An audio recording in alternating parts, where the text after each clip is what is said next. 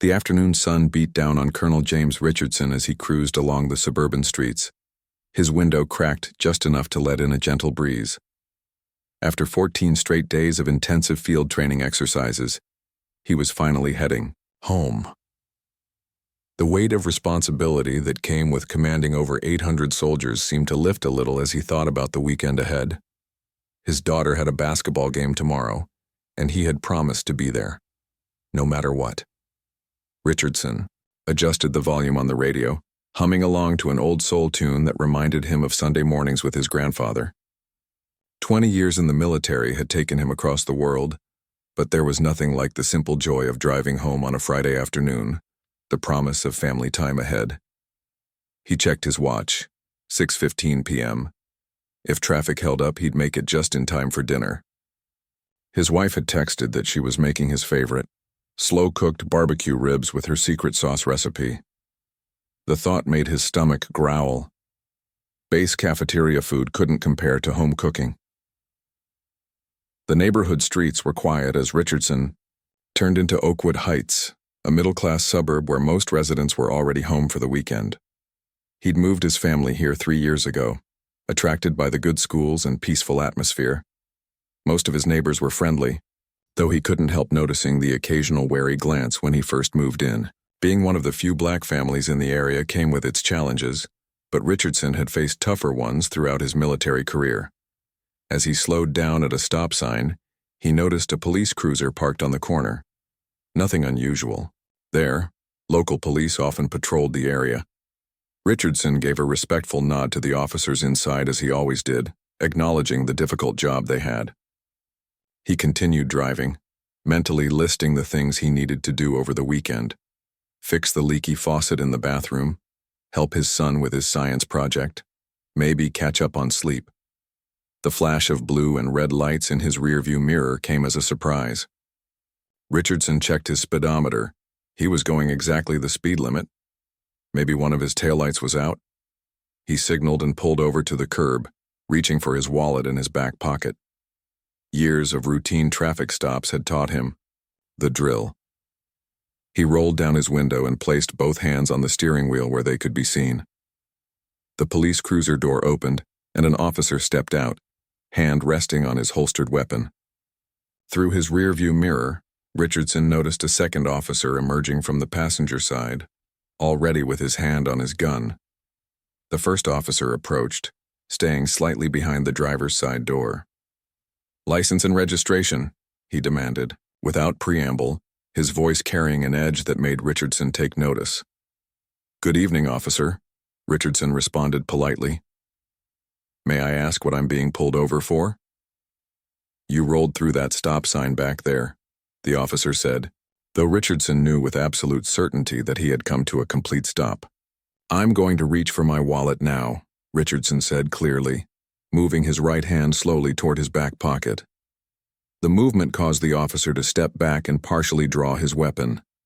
"Hands where I can see them," the officer shouted, his voice suddenly sharp with tension. Richardson froze, his heart rate picking up despite years of training in high-stress situations. "I was just reaching for my ID, sir." The second officer had now circled around to the passenger side, his weapon fully drawn and pointed directly at Richardson through the window. "Don't move! Keep your hands on the wheel!" Richardson complied immediately, his military training kicking in. "Stay calm. Follow commands. De-escalate."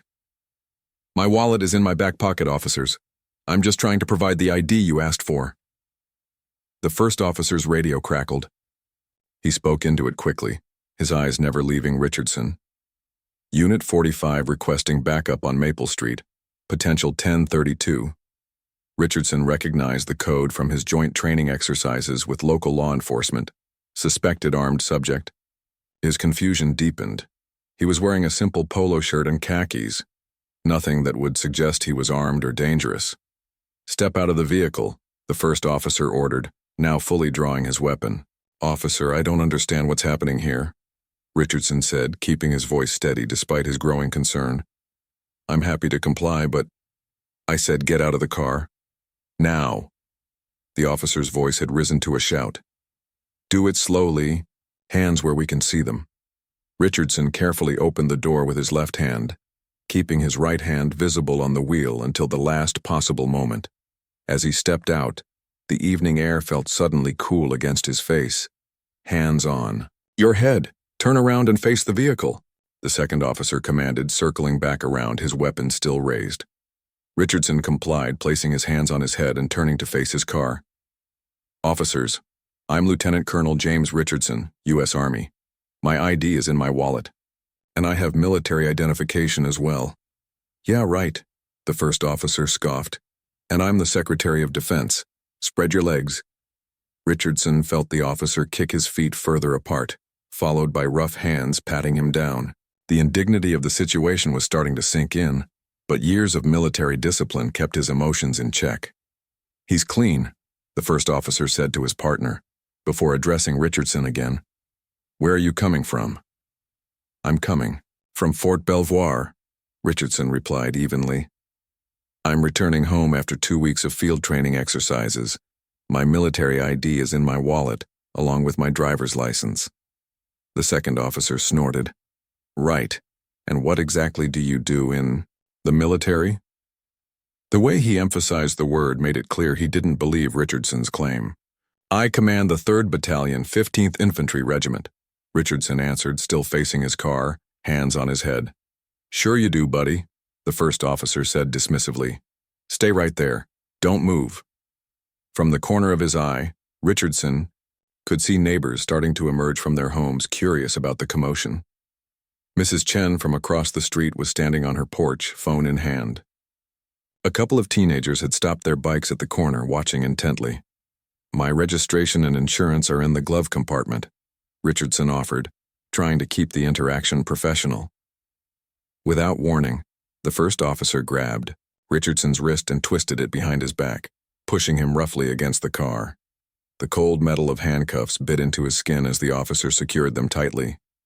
"You think I'm stupid?" "Huh?" the officer hissed near his ear.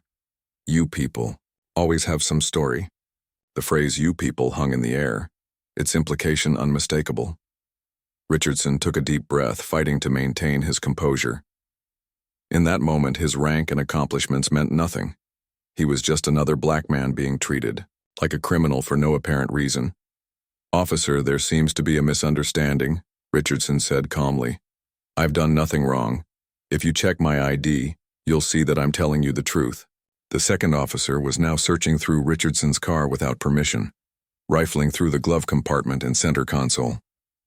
"Hey, look what we have here," he called out, holding up a small object.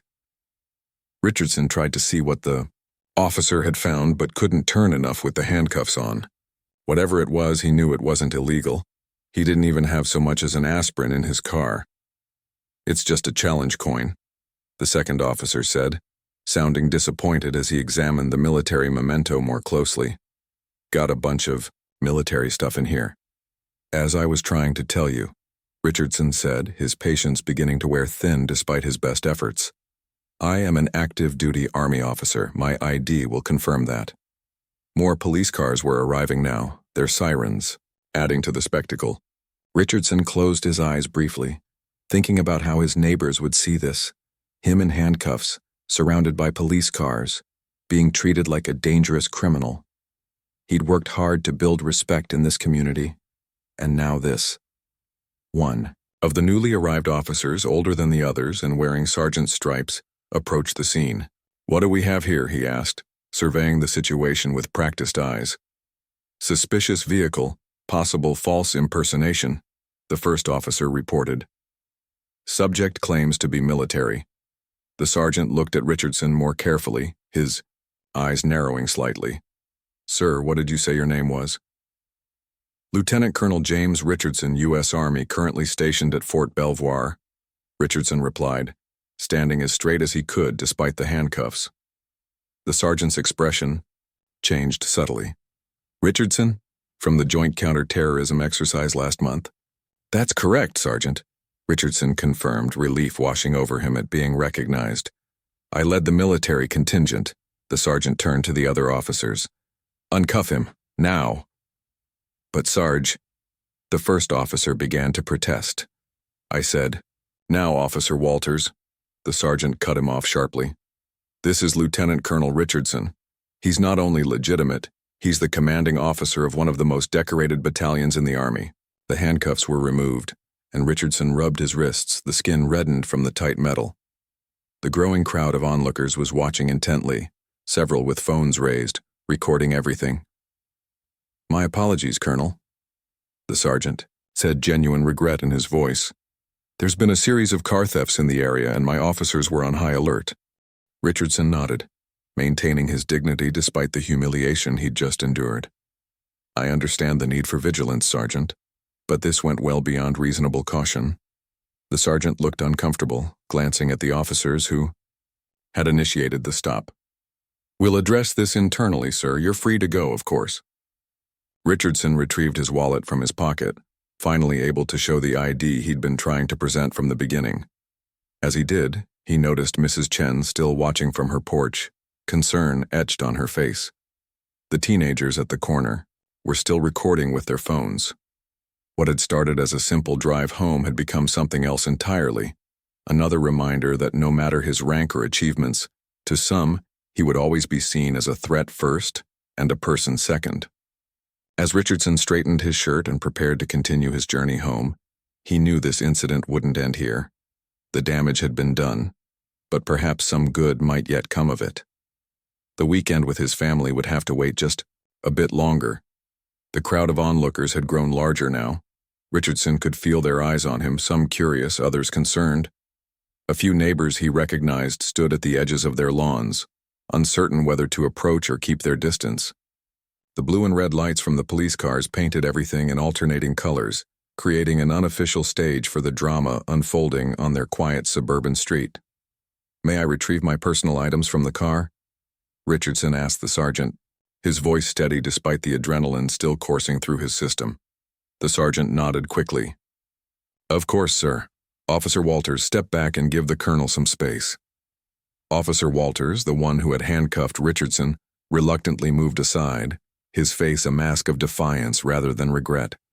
His partner stood nearby, nervously, adjusting his belt, suddenly finding great interest in studying the pavement. Richardson leaned into his car and collected his phone and keys.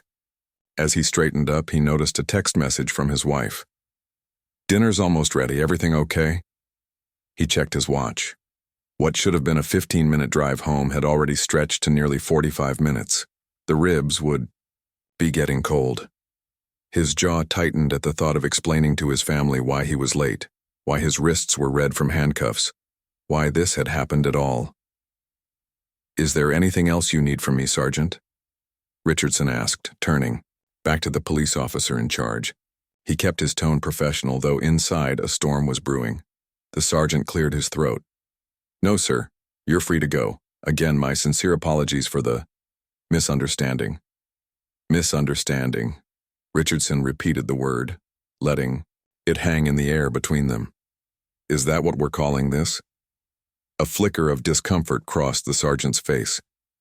"Sir, if you'd like to file a formal complaint, I think we're well beyond paperwork at this point, don't you?" Richardson gestured toward the neighbors with phones raised, still recording.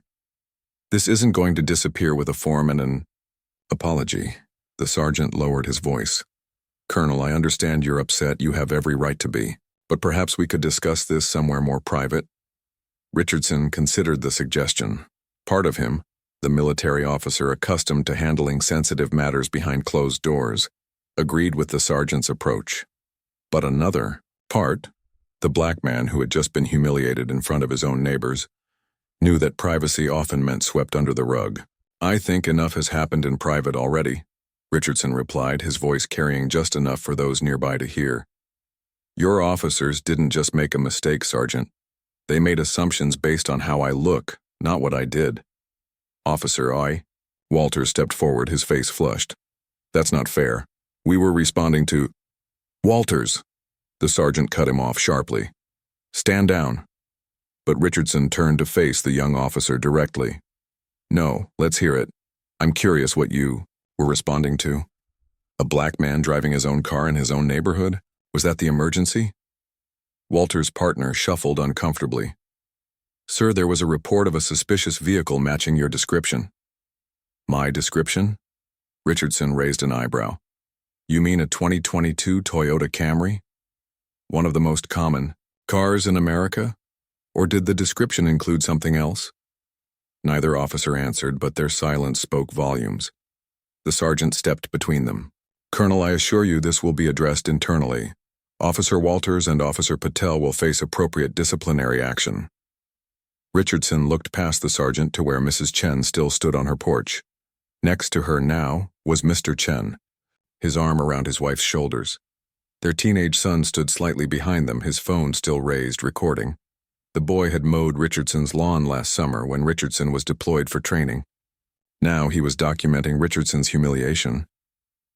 Down the street, he spotted the Thompson family, an older white couple who had brought over a welcome basket when Richardson and his family first moved in. Mr. Thompson's face was creased with concern, his wife's hand covering her mouth in shock. These were his neighbors, people he greeted on morning jogs and nodded to at community meetings. Now they were witnesses to a stark reminder of the reality he lived with every day. This isn't just about me, Richardson said finally, turning back to the sergeant. This is about my son, who's going to start driving next year.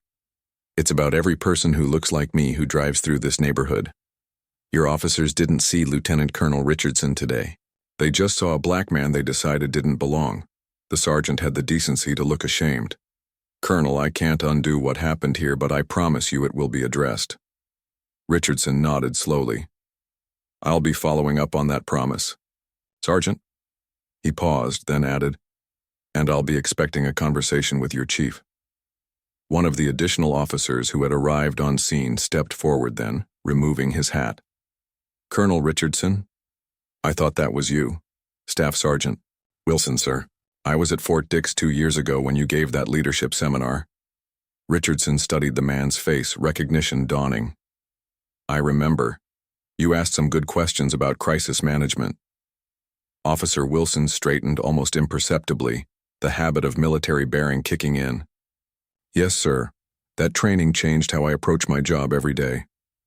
He hesitated, then added, This isn't right, sir. Not at all. The acknowledgement from a fellow service member, now a police officer, shifted something in the atmosphere. Several of the other officers exchanged uncomfortable glances. Thank you, Sergeant Wilson, Richardson said, nodding to the man. Then he turned back to the police sergeant. I expect your chief to contact me by tomorrow morning. We have things to discuss. The sergeant nodded. I'll make sure of it, sir. Richardson took one last look at the assembled officers, neighbors, and bystanders before getting back into his car. As he settled into the driver's seat, he caught sight of himself in the rear-view mirror. The man looking back at him was not the battalion commander who had led hundreds of soldiers through complex operations. In this moment, he was just another black man who had survived an encounter with police that could have gone much worse. He started the engine, signaled, and pulled away from the curb with deliberate care. In his rearview mirror, he could see the police beginning to disperse the onlookers. The blue and red lights continued to flash, growing smaller as he drove toward home. The rest of the drive passed in a blur of thoughts. Richardson found himself gripping the steering wheel too tightly, consciously relaxing his hands every few minutes. 20 years of military service, multiple combat deployments, commendations from generals. None of it had mattered in those moments when the officers approached his car with hands on their weapons. When Richardson finally pulled into his driveway, the porch light was on, and the front door opened before he could even cut the engine. His wife, Tanya, stood in the doorway, concern etched on her face. He had texted her a brief message. Delayed by police stop. I'm fine. On my way now. But he knew she would have questions. As he stepped out of the car, Richardson felt the weight of the incident settle fully on his shoulders. How would he explain this to his family? To his 12-year-old son who idolized him? To his 16-year-old daughter who was already questioning the fairness of the world? James? Tanya called from the doorway, her voice carrying across the front yard. Everything okay? Richardson mustered a reassuring smile. Everything's fine, honey, just a misunderstanding. The words tasted false on his tongue. As he walked up the path to his home, Richardson noticed his phone buzzing with notifications. He glanced down to see messages from neighbors, colleagues, even his commanding officer. Word was spreading fast. No doubt the videos were already circulating. Tanya met him at the door, searching his face. After 17 years of marriage, she could read him better than anyone. This wasn't just a routine stop, was it? Richardson took a deep breath. No, it wasn't. But I'm okay. She reached for his wrists, gently turning them to examine the red marks left by the handcuffs. Her eyes widened, then narrowed with anger. They handcuffed you? In our neighborhood? Dad! His son's voice came from behind Tanya. The boy appeared, in the doorway, tablet in hand. You're all over TikTok. Mrs. Chen's son posted a video of you with the police. Richardson felt his stomach drop. Of course the video was already online. In this day and age, incidents like this didn't stay private for long. Let me see, he said, reaching for the tablet. The video was shakily shot from across the street, but clear enough. There he was, hands cuffed behind his back, the officers standing around him. The caption read, "Black military officer harassed by cops in our neighborhood for no reason. Police brutality. Racism. Military." The video already had thousands of views and was climbing rapidly. The comment section was a battleground of outrage, arguments, and calls for action. "Are you really okay?" Tanya asked quietly, leading him inside. Richardson looked from his wife to his son, then toward the dining room where his daughter sat at the table, her face a mix of anger and concern. The smell of his wife's barbecue ribs still hung in the air, though dinner had clearly been delayed. "I am," he said finally. "But this isn't over." His phone rang, his commanding general's private number. Word had reached the top already. Richardson took a deep breath, straightened his shoulders, and prepared to explain what had happened. But as he reached for his phone, he realized something important. This time, he wasn't just Lieutenant Colonel Richardson responding to a superior officer.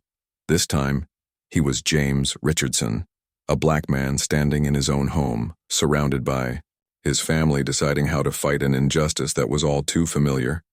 And finally, in this moment, all too visible for others to ignore. Morning light streamed through the blinds as Richardson sat at the kitchen table, his third cup of coffee growing cold in front of him. He'd barely slept. Every time he closed his eyes, he saw the officers' faces, felt the cold metal of handcuffs against his skin, heard the dismissive tone in their voices. His phone hadn't stopped buzzing since last night. Colleagues, friends, neighbors, reporters, everyone wanted to hear his story. The video had gone viral overnight, already picked up by several news outlets. "Commanding officer cuffed" was trending on social media. "Dad?" His daughter, Alicia, appeared in the doorway, still in her pajamas, hair wrapped in a colorful satin scarf.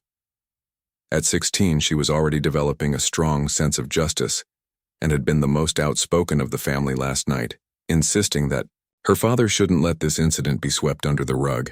"Morning, sweetheart," Richardson replied, trying to inject some normalcy into his voice. She slid into the chair across from him. "CNN just shared the video. They're trying to get a statement from you." Her eyes, so much like her mother's, studied his face. "Are you going to talk to them?" Richardson sighed, rubbing his temples. "I don't know yet. I need to speak with my commanding officer first, and the police chief is supposed to call this morning." "They should be fired," Alicia said, firmly. "Those officers, I mean. They humiliated you in front of everyone." Richardson reached across the table to squeeze her hand. "It's more complicated than that, honey." "Why?" she challenged. "If they did this to you, a lieutenant colonel, what do they do to regular people? People without your rank or connections?"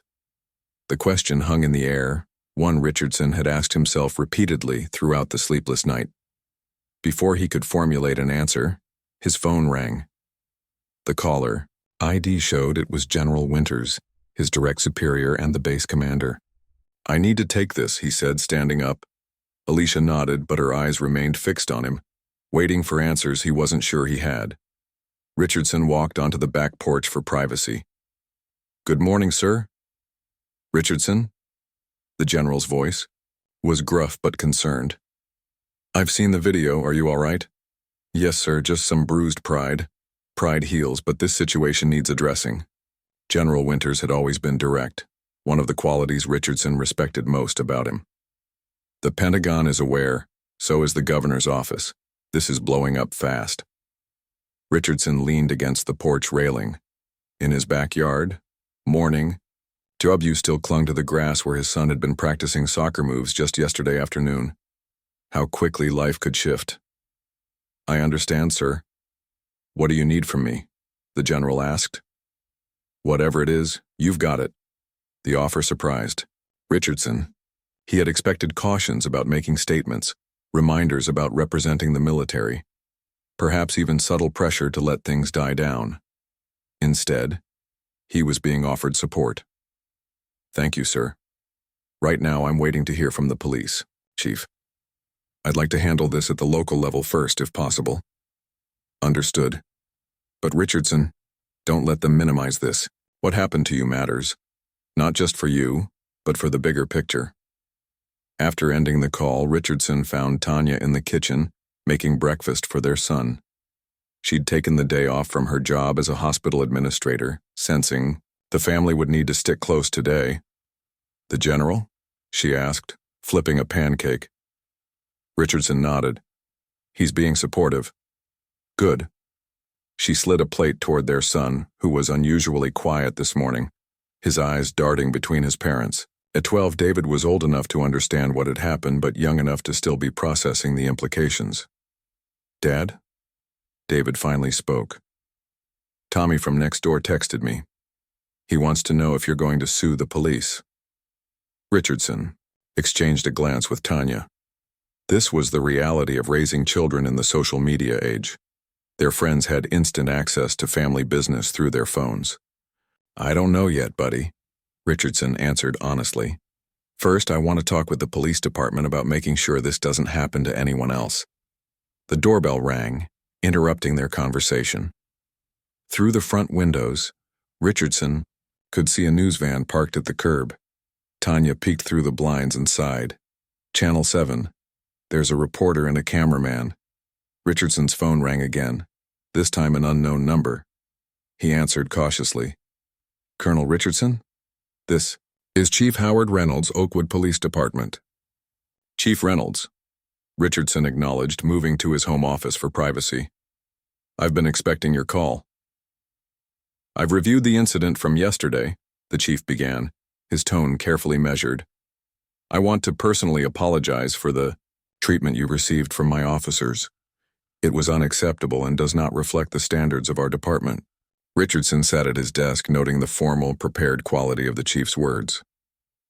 "I appreciate that, Chief, but I think we both know this goes beyond an apology." There was a pause on the line. "Yes, I understand that. The officers involved have been placed on administrative leave pending a full investigation." "And what will that investigation entail?" Richardson pressed. "Internal Affairs will review the body camera footage, interview all officers present, and take your statement of events. We're also reviewing our protocols for traffic stops." Richardson leaned forward in his chair. "Chief Reynolds, with all due respect, I've seen these investigations before. They often end with a slap on the wrist and some mandatory training that doesn't address the real issues." The chief cleared his throat.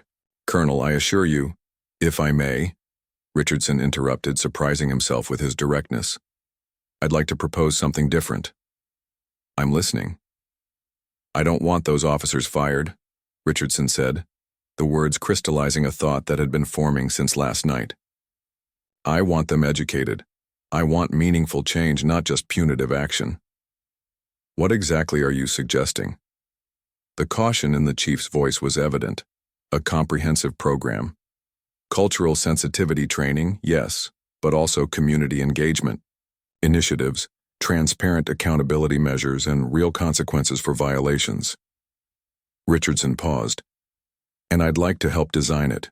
Another long pause. "That's not a typical resolution to this type of incident." "This isn't a typical incident, Chief," I'm not just a civilian who was mistreated. I'm a military officer who specializes in leadership and organizational behavior. I've implemented similar programs within my battalion. And frankly, I have the public platform right now to push for whatever resolution I want. The implied threat hung between them. Richardson could take this to the media, demand firings, file lawsuits. Instead, he was offering something constructive. Would you be willing to come to my office today to discuss this further? The chief finally asked. I would. But I'd like to bring someone with me. Staff Sergeant Wilson from your department. He was on scene yesterday and he knows my work from the military. Officer Wilson?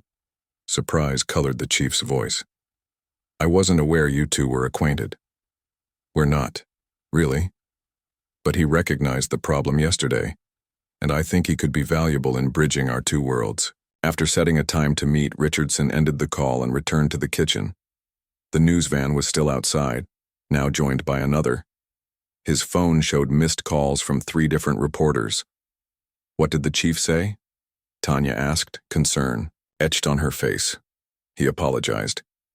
The officers are on administrative leave. Richardson took a deep breath. I'm meeting with him this afternoon to discuss a more substantive response.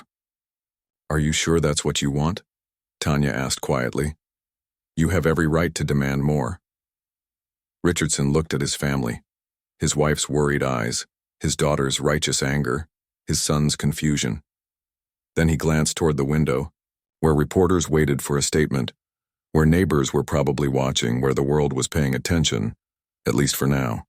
What I want, he said slowly, is to turn this into something meaningful, not just another viral outrage that fades when the next story comes along. His phone buzzed with a text message from an unknown number. Colonel Richardson, this is Officer Wilson.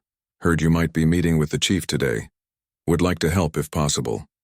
Richardson showed the message to Tanya. I think I might have an ally inside the department. The doorbell rang again, more insistent this time. What are you going to tell the reporters? Alicia asked. Richardson straightened his shoulders, decision made. The truth. That I'm not interested in revenge or publicity. I'm interested in change. As he moved toward the door, Richardson felt a clarity that had been missing since yesterday's incident. He wasn't just Lieutenant Colonel Richardson responding to a personal slight. He wasn't just another black man processing yet another encounter with systemic bias. He was both, and the intersection of those identities gave him a unique opportunity to address a problem much bigger than himself. The reporters outside would want drama, outrage, accusations, but Richardson had spent 20 years learning how to transform chaotic situations into strategic advantages. This wouldn't be the story they expected. Not a tale of victimhood or vengeance, but one of transformation and accountability. He opened the front door, cameras immediately raising to capture his image. In that moment, with his family behind, him and the world waiting for his response, Richardson understood that sometimes leadership meant stepping into uncomfortable spotlights when it would be easier to retreat into privacy. Good morning, he began, voice steady and clear. I'm Lieutenant Colonel James Richardson, and yes, I was the man in that video. But that's not the most important part of this story. The most important part is what happens next. The Oakwood Police Department headquarters was a modest 2-story brick building in the center of town. As Richardson pulled into the visitor parking spot, he noticed several news vans parked across the street. Word of his meeting with the chief had somehow leaked to the press. Officer Wilson was waiting for him at the entrance, dressed in his uniform, but looking slightly uncomfortable, shifting his weight from one foot to the other. Colonel Richardson, he extended his hand. Thank you for suggesting I be part of this. Richardson shook his hand firmly. Thank you for being willing. Not everyone would put themselves in the middle of a situation like this. Wilson nodded, his expression serious. After what I saw yesterday, it's the right thing to do. Together they walked through the main entrance, past the front desk where the receptionist quickly picked up the phone, no doubt alerting the chief to their arrival. Richardson felt the eyes of every officer in the building following him as they made their way through the station. Some looked away quickly when he made eye contact, others nodded respectfully, and a few wore expressions that bordered on hostility. "Just so you know," Wilson said quietly as they walked, "the department's pretty divided on this. Some officers think Walters and Patel were just doing their jobs and are getting thrown under the bus because of politics. And what do you think?" Richardson asked. Wilson hesitated only briefly. "I think what happened to you could have happened to me on my day off, out of uniform, and that's not right." Before Richardson could respond, Chief Reynolds appeared in the hallway. He was a tall man with salt and pepper hair and the slightly stooped posture of someone who spent too many hours behind a desk. "Colonel Richardson," he offered his hand. "Thank you for coming, Officer Wilson," he added with a nod that contained a hint of surprise. "Chief," both men acknowledged. "Let's talk in my office," Reynolds said, leading them down the hallway. The chief's office was neat and orderly, with commendations on the walls and family photos on the desk. As they sat down, Richardson noted a printout of a news article on top of a folder. The headline visible: "Military Commander Handcuffed in Own Neighborhood." "I want to start by saying again how deeply sorry I am for the incident," Reynolds began, folding his hands on the desk. "It's not how we train our officers to conduct themselves." Richardson nodded but didn't immediately respond, allowing the silence to stretch just long enough to make the chief slightly uncomfortable. "With all due respect, Chief Reynolds," he finally said, "I think we need to move past apologies and talk about real solutions." Reynolds leaned back slightly. "I agree. What did you have in mind?" Richardson glanced at Wilson, who gave him an encouraging nod, then turned back to the chief. "First, I'd like to hear what you're currently planning to do about the officers involved and any departmental changes you're considering." The chief cleared his throat. "As I mentioned, both officers are on administrative leave while Internal Affairs investigates. They'll receive additional training on proper stop procedures and cultural sensitivity. We're also reviewing our department-wide protocols for traffic stops." "That sounds very standard," Richardson observed. Reynolds bristled slightly. "It follows our established procedures for incidents of this nature." "And how many incidents of this nature has your department had in the past year?" Richardson asked, keeping his tone conversational. The chief shifted in his chair. "I'd have to check the exact figures." Officer Wilson spoke up unexpectedly. 17 formal complaints of racial bias in traffic stops last year, sir. 3 so far this year, not counting Colonel Richardson's incident." Reynolds shot Wilson a look of surprise, perhaps even betrayal. "I looked it up before our meeting," Wilson explained, not backing down. "I thought it would be relevant to our discussion." Richardson nodded appreciatively to Wilson before turning back to the chief. "So the standard response hasn't been particularly effective at preventing these incidents. What exactly are you proposing, Colonel?" Reynolds asked, his patience clearly wearing thin. "A partnership," Richardson replied simply. "Between your department and my battalion at Fort Belvoir." The chief's eyebrows rose. "A partnership? For what purpose?" "To create a model program that addresses these issues at their root. Joint training exercises, community engagement initiatives, a civilian oversight committee with real authority." Richardson leaned forward. "I have 800 soldiers under my command, Chief. Many of them live in this community. They deserve to feel safe here, as does everyone else." "That sounds ambitious," Reynolds said cautiously. "It is. But our team specializes in transforming complex, high-stress organizations. We've implemented similar programs in military units around the world." "The police department isn't the military, Colonel." Richardson nodded. "You're right. But there are commonalities. Hierarchical structure, high-stress decision-making, the need to maintain public trust while fulfilling difficult duties." Officer Wilson cleared his throat. "Chief, I think the Colonel's idea has merit. We've been talking about community outreach for years, but we haven't made much progress."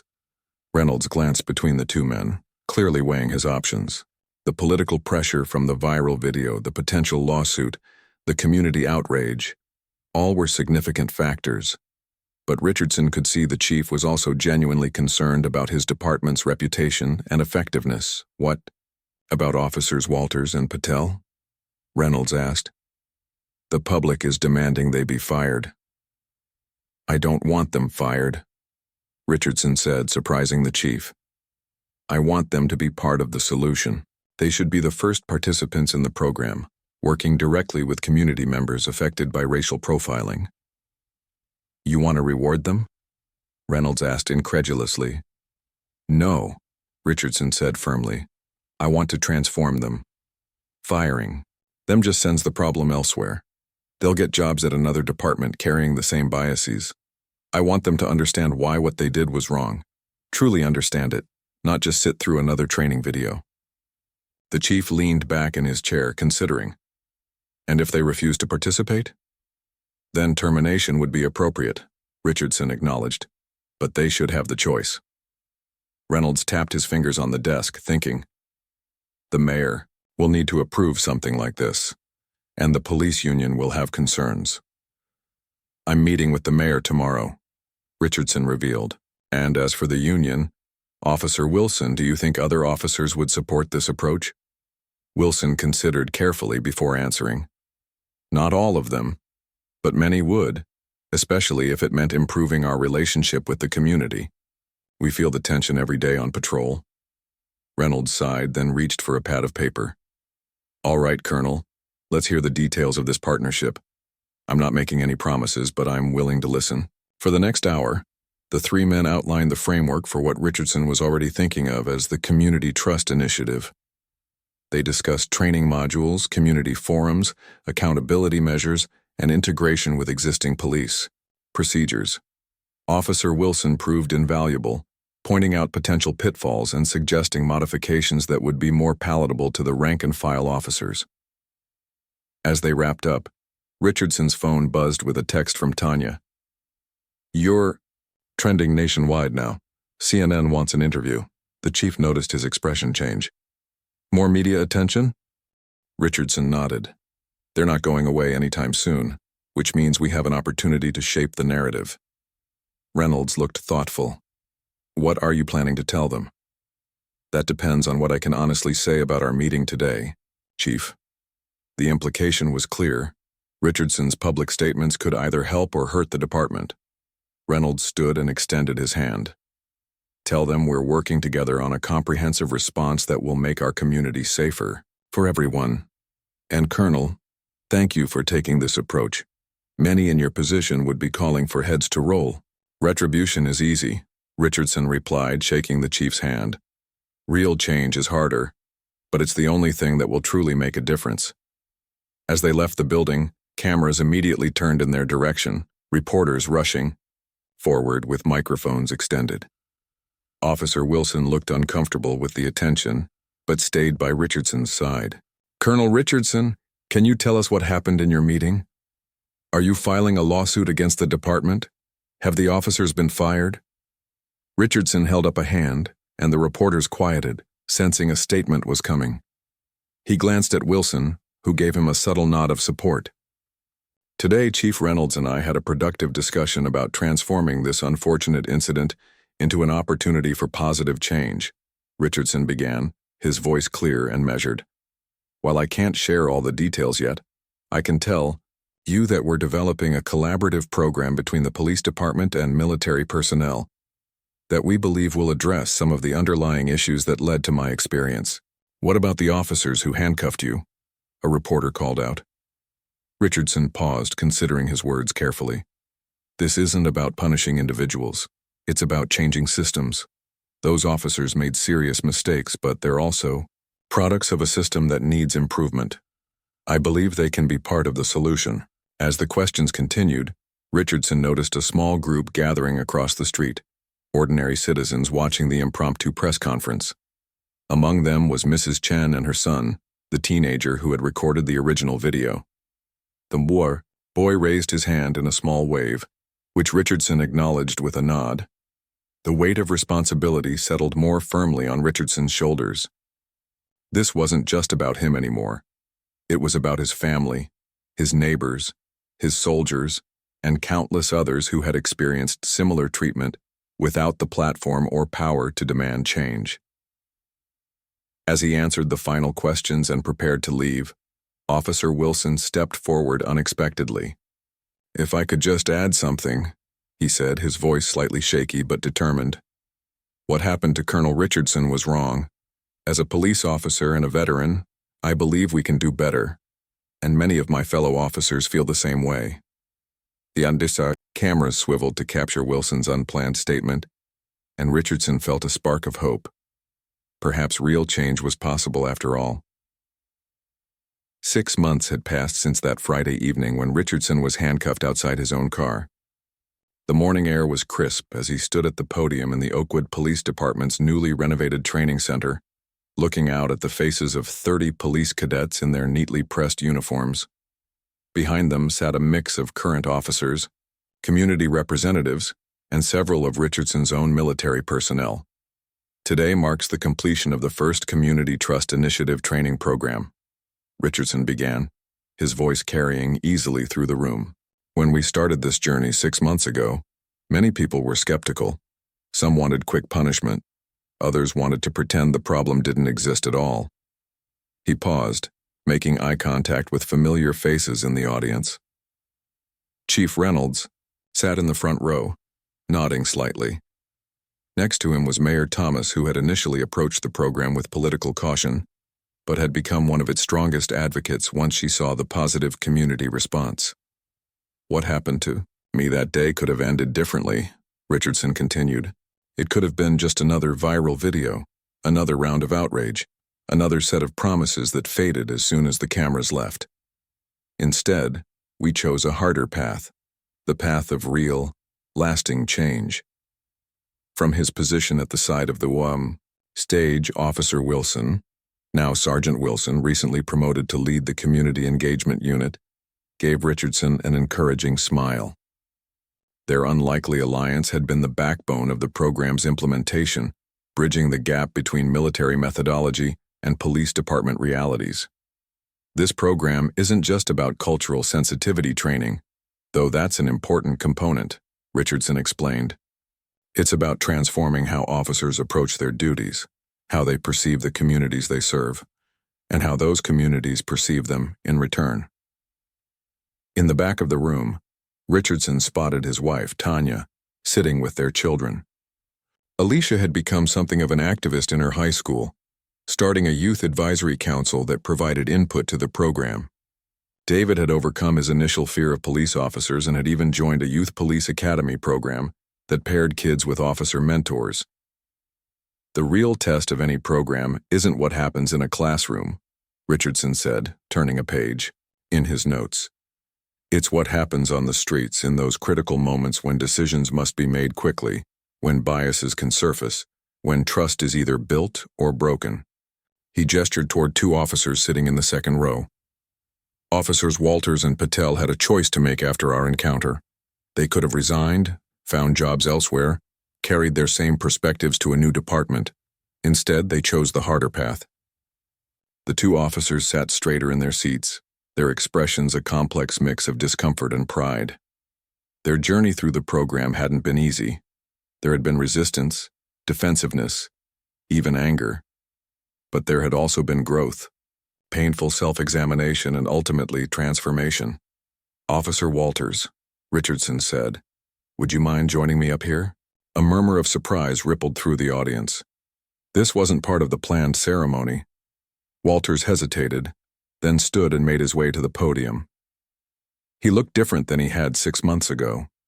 The defensiveness in his posture was gone, replaced by a more thoughtful, measured presence. "Lieutenant Colonel Richardson asked me to say a few words," Walters began awkwardly. "I didn't prepare anything, but—" He took a deep breath, looking out at his fellow officers. "6 months ago, I made assumptions based on what I saw, not on facts. I escalated a situation that didn't need escalating. And I treated a man, not just a lieutenant colonel, but a man, with disrespect he didn't deserve." Walters turned slightly toward Richardson.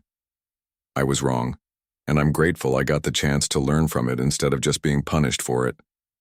Richardson nodded in appreciation as Walters returned to his seat. The moment hadn't been orchestrated. For public relations, it was a genuine acknowledgement of growth, Not perfect, not complete, but real. The Community Trust Initiative has 3 key components, Richardson continued, returning to his prepared remarks: training, accountability, and relationship building. We've developed protocols that are now being studied by police departments in 12 other cities. We've created oversight mechanisms that give community members a real voice. And most importantly, we've started to rebuild trust that had been eroded by years of misunderstanding and bias. In the 6 months since the incident, reported complaints against the department had decreased by 30%. Community approval ratings had risen. Officers reported higher job satisfaction. It wasn't a perfect solution.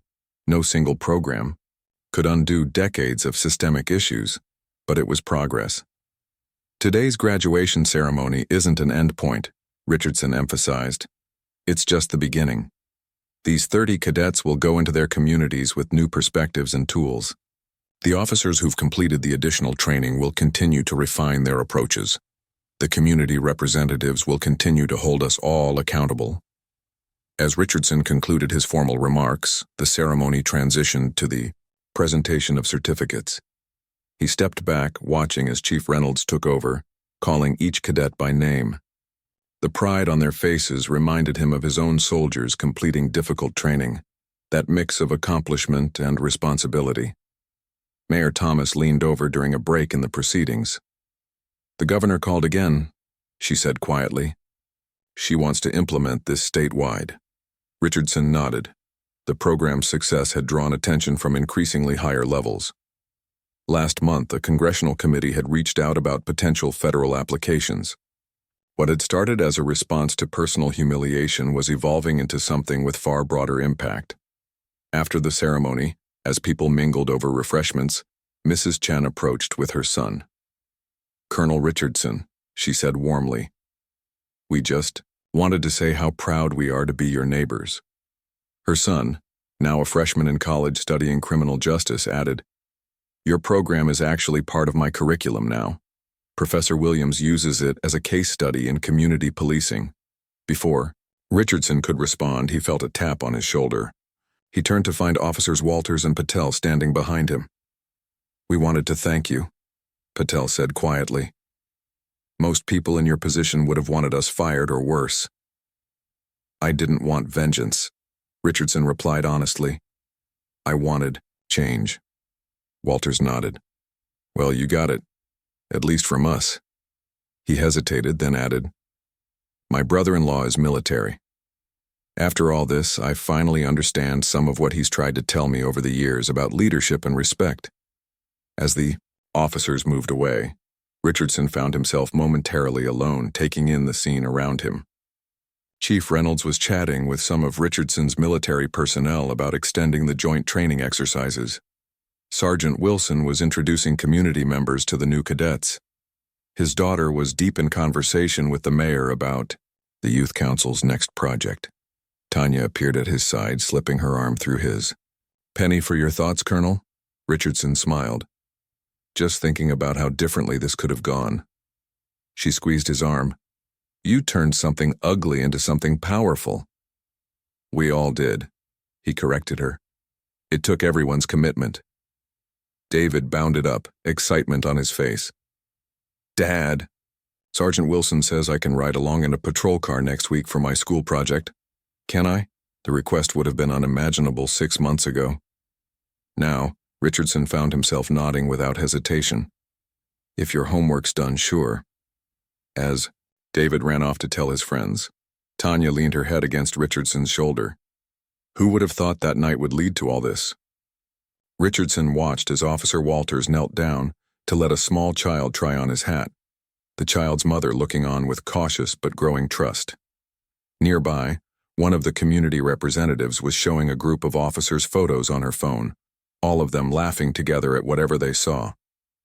"It's not perfect," Richardson acknowledged. "We still have a long way to go." "But it's a start," Tanya finished his thought. A reporter who had been covering the program approached, notepad in hand. "Colonel Richardson, do you have a moment? I'd like to get your thoughts on the program's 6-month results." As Richardson prepared to answer, he found himself reflecting on the journey. the humiliation of being handcuffed in front of his neighbors, the anger that had followed. The choice he had made to channel that anger into action rather than retribution. The most important result isn't in the statistics, he told the reporter. It's in the conversations happening all around us right now. 6 months ago, these groups of people wouldn't have been in the same room together. Now they're working together, learning from each other, holding each other accountable. The reporter jotted down his words. And on a personal level, has this experience changed how you feel about law enforcement? Richardson looked across the room, where Sergeant Wilson was now chatting with his son, probably about that ride-along. He thought about the changes he'd witnessed in Officers Walters and Patel. He remembered the chief's initial resistance and eventual support. What I've learned, Richardson said carefully, is that real change doesn't come from dwelling on what divides us. It comes from having the courage to find common ground, even when that seems impossible. Especially then. As the event wound down, Richardson found himself standing outside the building, looking up at the new sign that read, Oakwood Community Safety Center, a small but significant change from the former police department headquarters. 6 months ago, he had stood handcuffed on a suburban street, stripped of dignity and rank. Today he stood as a bridge builder, a change maker, someone who had transformed personal injustice into community progress. It wasn't the ending anyone had expected. It was better,